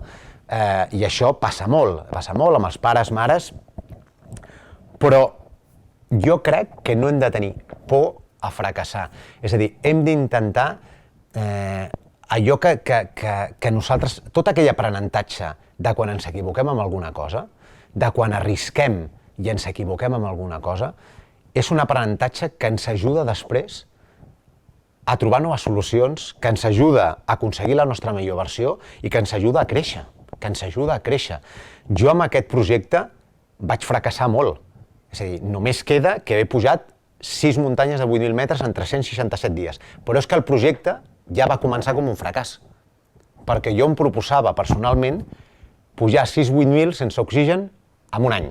I un any són 365 dies, no són 367 dies. Llavors, inicialment, perquè veieu lo a prop que està el fracàs de l'èxit, hosti, a mi em va fer ràbia que se'm de 2 dies. Ja hi havia una marca que tingués això? No. Era un repte personal, sense més. Era una línia que jo m'havia marcat. Evidentment, quan vaig tornar aquí, vaig veure que era igual, perquè el que parlaven era de que s'havien aconseguit, no sé si en 3 anys, 4 o 8.000. És a dir, que al final la marca s'havia superat per molt. Però el fracàs i l'èxit estan sempre molt a prop. I jo crec que això també va relacionat amb el risc. És a dir, quan estem disposats a arriscar? Jo hi ha dius, i com ho mesures això? Home, jo amb el meu esport, que és un esport arriscat de fet, intento arriscar el menys possible amb tot allò que no depèn de mi. El que no depèn de mi i no ho puc controlar, em poso línies. Amb allò que crec que pot ser una millora i que em pot fer créixer i que em pot fer... Potser és més difícil aconseguir el repte, però pot fer que es faci un salt amb la meva capacitat com a esportista, com a aventurer, com a alpinista, doncs provo. Si no hagués fet tot això durant molt de temps i de repetides maneres i hagués fracassat en molts intents, no hauria aconseguit aquest rècord. I jo crec que això passa amb molts esportistes. Jo ara he tingut l'oportunitat, fa molt poc, en plena pandèmia, vaig somiar un repte i el vaig poder fer. És a dir, ara el mes d'agost vaig tornar, quan pràcticament no es feia res, vaig creure que tenia que treure aquesta llibreta, que a mi m'agrada molt escriure, de reptes, ja que no podia anar a l'Himàlaia, doncs tenia un repte que era travessar Europa, i travessar Europa en bicicleta. Bueno, li vam posar, vaig anar afegint més coses, vaig afegir que fos amb autonomia, vaig ficar 20 cims emblemàtics, volia explicar també un projecte ambiental, vaig fer que totes aquests ascensos fossin amb parcs protegits o amb reserves de la biosfera, i bé, després de pràcticament 2 mesos, vaig sortir un 20 de juny, doncs 2 mesos després vaig arribar des d'aquí al costat, des del pavete del Palau Olímpic, de l'Estadi Olímpic, fins al cim del Monte Olimpo, podríem dir el cim dels déus, de l'origen de les Olimpiades, després de 7.068 quilòmetres, amb alforges, amb cicalforges amb la que portava tot el meu material, i pujant 20 cims emblemàtics de tota Europa. Hosti, moltes vegades havia intentat diferents reptes d'aquest estil i per una cosa o per una altra no els havia aconseguit. Ara aquest s'ha aconseguit. És a dir, aquesta acumulació d'aprenentatges, no sé si de fracassos, m'havia portat a aconseguir el repte. I això és important perquè moltes vegades la presa de decisions no és senzilla. No és senzilla. Depèn quins moments doncs ho comentava l'Albert també, deia, som una mica marrategues, som una miqueta conservadors. Som allò de dir, hosti, doncs si jo sé que si monto Camp 1, dormo a Camp 1 i baixo, sé que no tindré problemes, hosti, per què haig d'anar a muntar Camp 2? Home, igual, el meu pensament és, vaig muntar Camp 2 perquè crec que ve 4 dies de mal temps, si tinc 2 camps muntats, m'entrarà més tard al Monzó, em donarà una miqueta més de marge, igual va de 2 dies que pugui fer cim o no. Llavors, arrisco i faig 2 jornades seguides per intentar muntar un camp més alt. Per què us explico això? Us explico això perquè moltes vegades arriscar una mica amb les nostres decisions és fer coses diferents.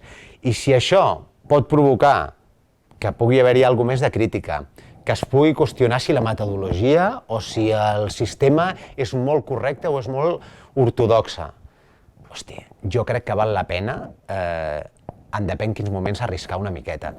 Mireu, ho vaig comprovar fent una xerrada a la selecció espanyola de waterpolo, vaig anar a Sierra Nevada i vaig estar amb elles amb la selecció femenina, amb l'absoluta. Jo diria que difícilment a nivell de rendiment esportiu, subcampiones del món, subcampiones... Bueno, els hi queda, doncs això, guanyar, però estan allà dalt, no? I parlàvem d'això, i ens vam centrar, sobretot, en parlar d'això, de com assumir riscos, no? I l'entrenador, el Miki Oka, que va ser, doncs, or olímpic, tal, és a dir, deia, hosti, és que és això el que els demano a les meves jugadores, que arrisquin. Que arrisquin. Anem a arriscar a vegades amb la tàctica, anem a arriscar amb l'estratègia, anem a arriscar perquè probablement estem 4 equips que qualsevol dels 4 pot ser medallista.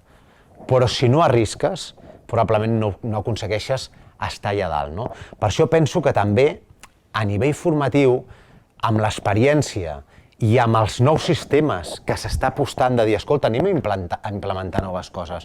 Aquest model amb el biatló, probablement amb jornades com aquestes que vam fer, més experiencials, anem a fer coses diferents, anem a també implementar algunes coses que puguin suposar un risc controlat, però que probablement ens sorprenen a nivell de resultat, no?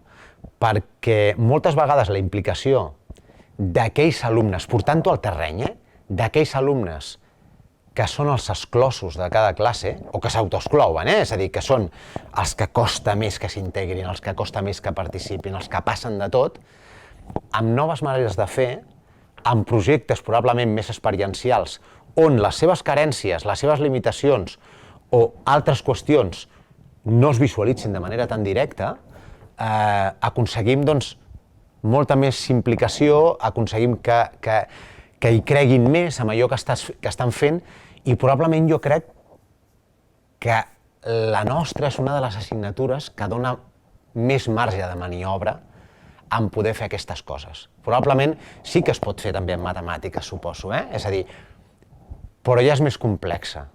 Però bé, també es pot fer, perquè jo tenia un company rus, amic, que va fer un model metodològic d'aprenentatge de les matemàtiques basat en els escacs. I va fer tota una tesi sobre això. Així que imagineu el marge de maniobra que tenim en l'àmbit esport, no? Com us deia, jo acabo, us vull ensenyar unes imatges de la meva darrera expedició. La meva darrera expedició no és cap d'aquestes 6, no és cap de les que surt aquí. He encetat un nou projecte, que és pujar els 14 a 8.000 més alts del planeta, és a dir, els 14 a 8.000 que n'hi ha, sense oxigen embotellat, intentant fer la millor marca possible. Per què va néixer això? Doncs perquè vaig aconseguir fer 6. Ara ja porto 7. Les imatges que veureu no les ha vist encara ningú, les he agafat d'allò de l'arxiu personal. Van ser quan vaig baixar del Dhaulagiri. El Dhaulagiri probablement és una de les muntanyes més complexes dels 14 a 8.000. Vaig anar a l'octubre passat i probablement en unes dates com aquestes estava a un campament 4. És a dir, ara estava a 30 sota 0, amb unes imatges com les que veureu, és un fragment molt curt, però va haver-hi un moment que em va tocar prendre una decisió complexa. El temps era terrible. Feia 2 anys que no es pujava aquella muntanya.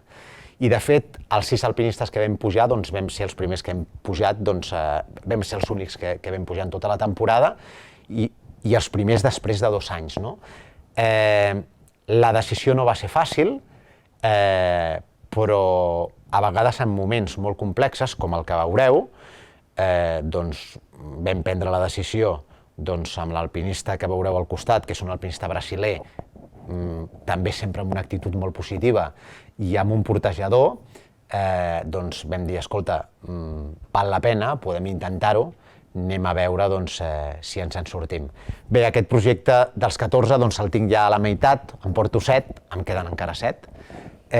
Tindré que repetir alguna de les muntanyes dels 8.000 que ja he fet, perquè aquest projecte el que pretén és marcar una nova marca mundial.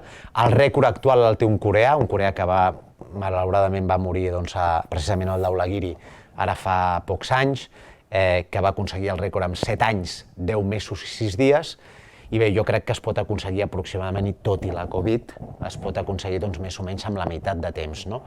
Bé, aquest repte és el que ara m'il·lusiona, el que fa que prengui decisions, com heu vist abans amb aquesta notícia que ha fet una pinzellada de dir a l'exalcalde, que m'hagi determinat a prendre decisions importants a la meva vida, que m'hagi fet sortir de la meva zona de confort. És a dir, jo estava a l'àrea d'esports de l'Ajuntament de Granollers, estava content amb la meva feina, però creia que podia fer altres coses. Vaig estar dedicant-me al meu poble durant uns anys, vaig dir des d'un principi que creia que tindria que haver-hi limitació de mandats i que 2 legislatures era adequat, i vaig deixar de ser alcalde del meu poble després de 8 anys guanyant les eleccions en majoria. És a dir, no perquè no guanyen, no, guanyant les eleccions en majoria. I això vol dir que probablement em va fer llançar-me a una piscina, com la que tenim aquí al costat, sense saber si estava plena del tot. Això sí, per què ho vaig fer? Perquè quan ho parlava a casa, perquè quan ho parlava amb el meu interior, deia, a mi què em fa ser més feliç? Això que estic fent ara en aquests moments o això que estic somiant que puc arribar a fer? I quan la balança us pesi molt més amb allò que us fa més feliços, no dubteu quin és el camí a fer. I això jo crec que és aplicable a la feina, és aplicable a la vida. És a dir, arriba un moment que si allò que estem fent no ens fa més feliços que el no fer-ho, ens hem de plantejar si té molt sentit. Bé, en aquell moment em vaig trobar amb això i són aquestes imatges que ja veureu que són 2 fragments molt petits, però que he volgut que veiéssiu del meu darrer 8.000.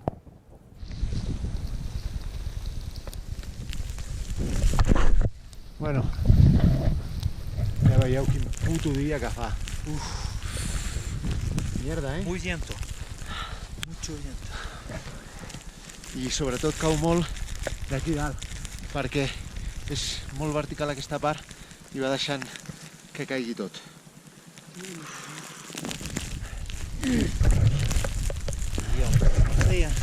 ¿Te vamos o no vamos? Una noche muy fría. Ya veis cómo está todo helado, congelado, no se aguanta nada.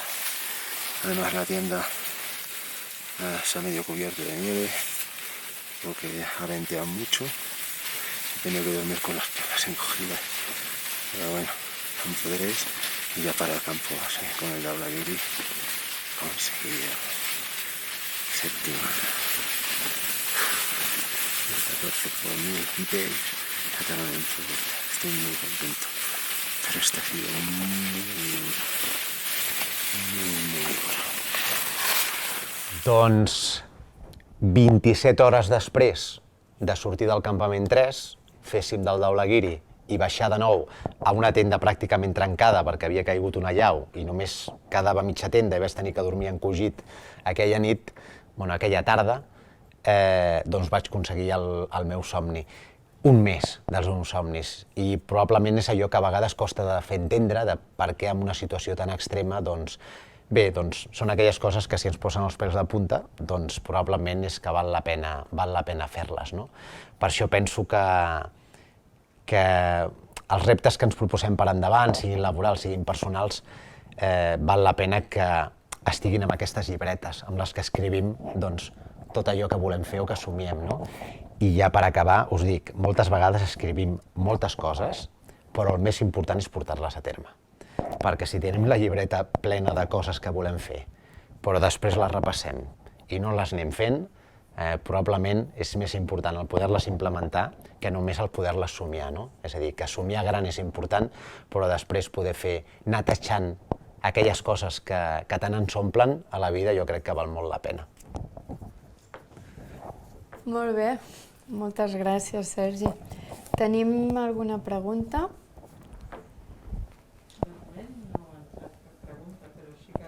Jo també aprofito aquesta. Al començament de la teva exposició parlaves d'unes entitats solidàries i volia preguntar una miqueta més sobre aquest tema, no? Sí. Te les has trobat, han vingut a tu... Sí. Perquè al final sí que segurament són un valor afegit, no? En tota absolut. aquesta... Absolut. Mira, les 6 associacions, les diferents associacions en les que vaig treballar, era perquè jo ja havia col·laborat o havia conegut a persones que col·laboraven amb elles. Jo crec que hi ha un tema molt important, que jo li dono molta importància. Jo no volia afegir a ningú per la marca que podia suposar.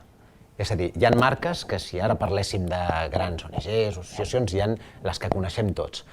Però jo volia portar una miqueta a la dimensió humana i poder anar a veure què estaven fent. No, per exemple, Amics del Nepal, una associació d'aquí, catalana, que està fent una tasca increïble amb un aspecte com és la igualtat de gènere i la defensa de la dignitat de la dona. És a dir, ells tenen una campanya que estan promovent l'ús de la copa menstrual perquè la menstruació a Nepal, en algunes zones, sobretot a l'oest, doncs discrimina les dones, les treuen de casa, les fiquen com si fossin animals amb cabanes perquè es consideren impures.